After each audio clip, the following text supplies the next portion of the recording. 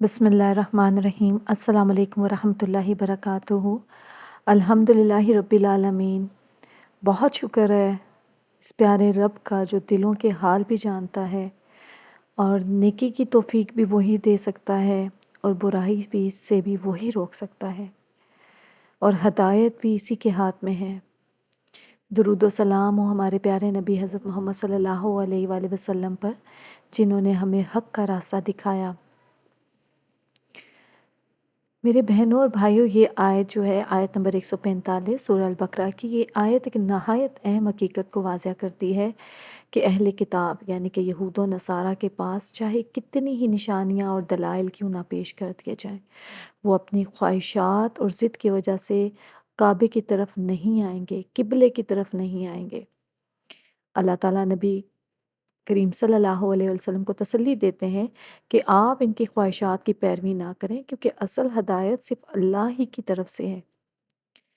اور اس کے ساتھ ساتھ یہ آیت ہمیں یہ بھی سکھاتی ہے کہ حق واضح ہونے کے بعد بھی کچھ لوگ اسے قبول نہیں کرتے۔ ہر ایک کو خوش کرنا ممکن نہیں ہے، ہمیں صرف اللہ کی ہدایت پر قائم رہنا ہے، لوگوں کی مرضی پر نہیں۔ اور مرکزی پیغام کیا ہے کہ ہدایت کا معیار لوگوں کی رائے نہیں بلکہ اللہ کا حکم ہے۔ تو سب سے پہلے ہم اس کا ترجمہ پڑھتے ہیں۔ آیت نمبر 145۔ اور اے نبی، اگر آپ ان لوگوں کے پاس ہر قسم کی نشانی لے آئیں جنہیں کتاب دی گئی، تو بھی وہ آپ کے قبلے کی پیروی نہیں کریں گے، اور نہ آپ ان کے قبلے کی پیروی کرنے والے ہیں، اور ان میں سے کوئی گروہ دوسرے گروہ کے قبلے کی پیروی کرنے والا نہیں ہے۔ اور اگر آپ نے ان کی خواہشات کی پیروی کی اس علم کے بعد جو آپ کے پاس آ چکا ہے، تو یقیناً اس وقت آپ ظالموں میں سے ہو جائیں گے۔ تو اللہ تعالیٰ نے جو یہودیوں کے کفر اور عناد اور رسول اکرم صلی اللہ علیہ وسلم کے مقام و مرتبے کو جاننے کے باوجود مخالفت کا ذکر کرتے ہوئے بیان فرما رہا ہے کہ آپ جس دین و شریعت کو لے کر آئے ہیں، اگر اس کے صحیح ہونے کے تمام دلائل کا بھی ذکر فرما دیں تو پھر بھی اپنی خواہشات کو ترک کر کے آپ کی اتباع نہیں کریں گے۔ اور ہم دیکھتے رہے ہیں، پچھلی بھی جو ہم پارہ پڑھے ہیں اس میں بنی اسرائیل کا ہی دیکھ لیں، اللہ تعالیٰ نے کتنی کتنی ان کو نشانیاں دکھائیں، سب کچھ دکھایا، لیکن پھر بھی انہوں نے کوئی بات نہیں مانی۔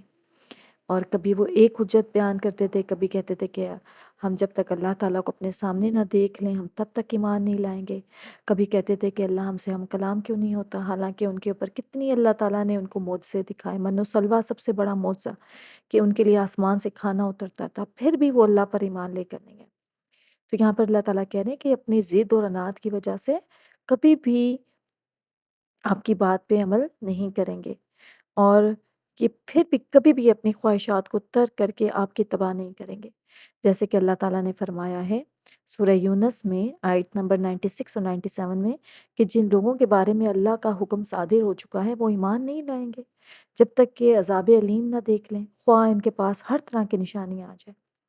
اسی لیے یہاں پر فرمایا اور اگر آپ ان اہل کتاب کے پاس تمام نشانیاں بھی لے آئیں تو بھی یہ آپ کے قبلے کی پیروی نہ کریں گے، اور ارشاد باری تعالیٰ ہے اور آپ بھی ان کے قبلے کی پیروی کرنے والے نہیں ہیں، یعنی کہ اگر وہ نہیں کریں گے تو آپ بھی کسی صورت ان کے قبلے کی پیروی نہیں کریں گے۔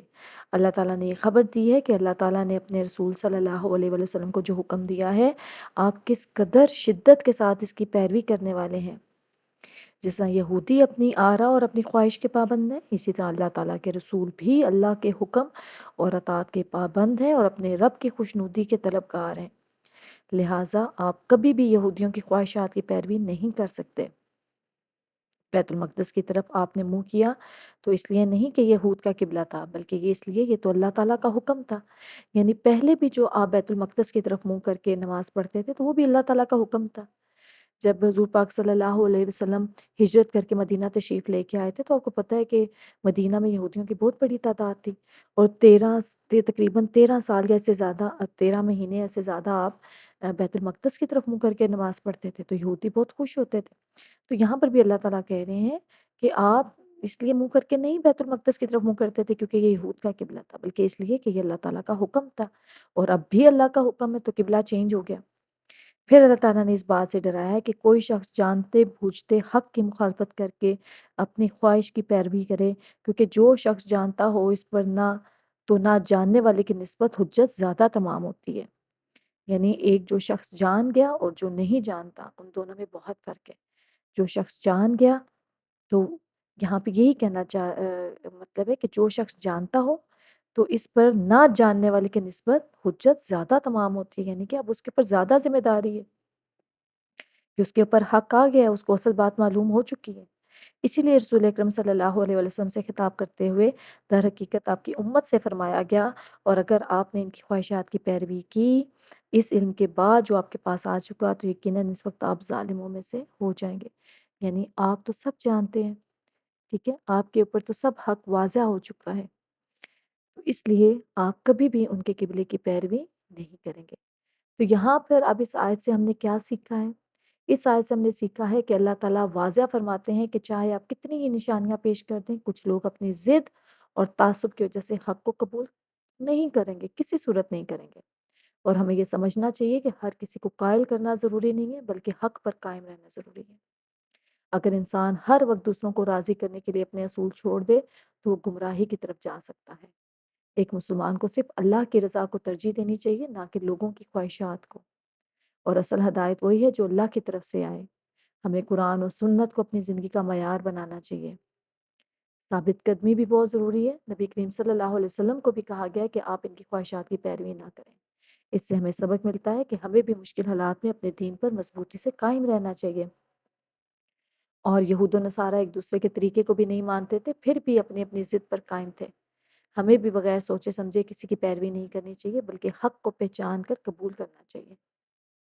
تو اس آیت کا خلاصہ کیا ہے کہ ایک سچا مسلمان وہ ہے جو لوگوں کی نہیں بلکہ اللہ کی رضا کے مطابق زندگی گزارے، چاہے دنیا اس کے خلاف ہی کیوں نہ ہو۔